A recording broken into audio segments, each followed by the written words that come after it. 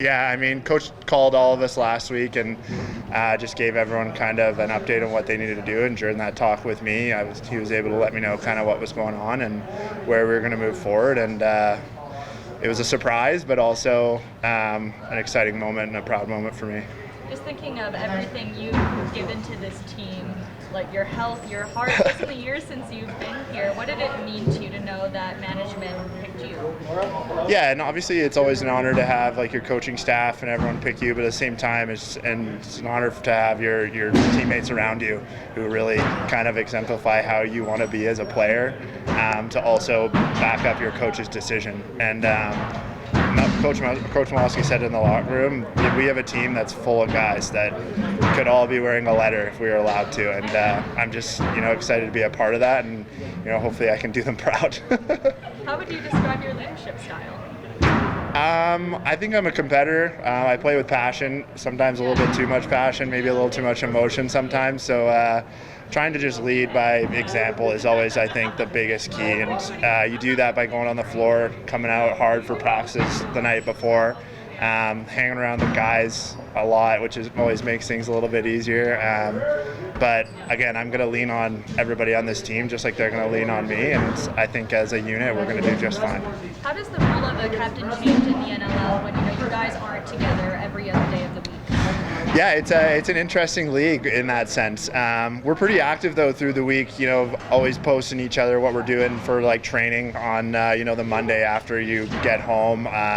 Just keeping in touch with guys. What workout are you doing today? What did you do tonight? Like our group chat's going like at all hours of the day, especially with guys that are on the East Coast and then on the West Coast. Like it's staying in touch with those guys throughout the week, and even if it's just a small text to an individual guy about something that like you've seen in film or something like that, I think that's a pretty easy way to stay in touch with everybody, and we do a really good job with that. We have a good team of guys who are keeping each other accountable. Even 4 weeks into the season, we're holding each other accountable to certain types of things. So I think that's the best way for us, just kind of keep in touch throughout while we're all at home, kind of doing our own day jobs or whatever it is you're up to. I hear you're also kind of on top of the fun stuff, like the Secret Santa, fantasy football, and all that in your chat. I don't know. We don't have fantasy football this year. That's a good idea, though. Maybe next year. But we do have, our kangaroo court stuff, which is fun for the guys.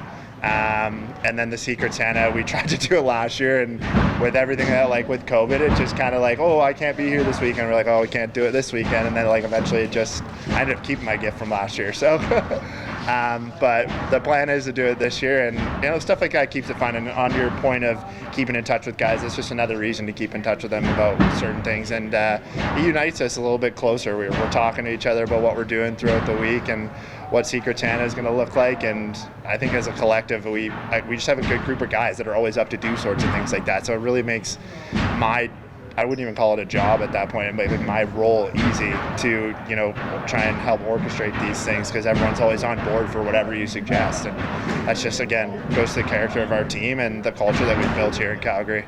I mean, it's going to be a party tomorrow night no matter what, but does this make the season opener just a little bit sweeter? I mean, a little bit for sure. It's my first time being a captain, and I think there's certain expectations that the city of Calgary have for our team. There's certain expectations that we have for ourselves as well. So we're going to come out, we're going to play our game, we're going to play roughneck ball, and if we do that for 60 minutes, I think we're going to be successful. Curtis has the A, Eli's got the K. What did those guys bring to this game? Oh man, starting with Mano, I guess like he's been around the team for so long, and he's got 3 kids at home and a wife, and he's a doctor, and like he's still making it to the gym at night, and still like again exemplifying what Calgary Roughneck lacrosse is. And he, like I think Coach said in the locker room, like for our fitness test, he's on the top of all of it, and that's just what we expect out of him. It's what he expects out of himself, and he's also a guy that leads really well by example and is not afraid to have fun with the guys in moment, but also tighten it up, and guys respect that and respect him. And then for Eli, he's a guy that might not use his voice as much as he has, but he's really come into his own as a player, and I don't think he gets the respect that he deserves as a defenseman.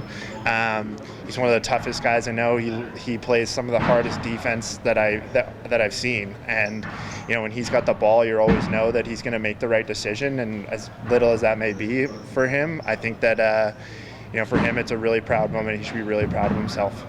And just, you've mentioned Calgary Roughneck Lacrosse a couple of times in this interview. To you, what does Calgary Roughneck Lacrosse mean? Yeah, I think we play hard. We play both ends of the floor really big and really tough. If you look out at our floor behind me right now, there's not a whole lot of guys under 6 feet tall, which can be, you might not notice it, but when other teams come into our building and they see our team practicing at the other end of the floor, they're noticing it. And we play tough, heavy, hard lacrosse, and that's the way I like it. Like I've kind of grown up in that kind of sense of playing heavy, hard lacrosse. So being able to come here and kind of continue that it made it easy for me, and I think for a lot of other guys too. They kind of bought into the process, and again, it was so easy for a lot of guys to buy into something that comes so naturally. So I think we're going to be fast. We're going to rely on Delbs, obviously, like we do every single year as the player he is, and then we're going to transition the ball up the floor extremely fast as well as this year, I think. Any pressure following in the footsteps of guys like Curtis Dixon and Dane Joby? There's always pressure. I think, again, you lean on your teammates for these sort of situations, and then, I was able to learn from those two guys as well as learn from the guy before him with Dan McRae, and they're all exemplary human beings and really great guys, and I still talk to a few of them every once in a while, but, I was able to learn from them and kind of, take my own leadership style and like grab pieces of theirs and just kind of hopefully help out the team in the way that I can, but also using pieces of that leadership that they attributed to this team while they were here. So of course there's a little bit of pressure, but again, we have such a good team that it's so easy to lean on guys for anything.